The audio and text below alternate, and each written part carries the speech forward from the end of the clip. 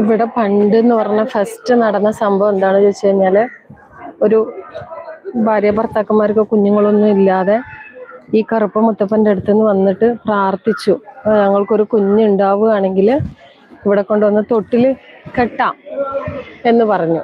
അത് പ്രകാരം അവർ കുട്ടികളൊക്കെ ഉണ്ടായപ്പോൾ ഇവിടെ കൊണ്ടുവന്നിട്ട് ഈ ആൽമരത്തിൻ്റെ ഒരു കൊമ്പിൽ തൊട്ടിലൊക്കെ കെട്ടിയിട്ട് അതിൽ ആ കുഞ്ഞിനെ കിടത്തി. പക്ഷെ അവർ പ്രാർത്ഥിക്കുമ്പോൾ പറഞ്ഞില്ല തൊട്ടിൽ കെട്ടി കിടത്തി എടുക്കാം എന്ന് പറഞ്ഞില്ല.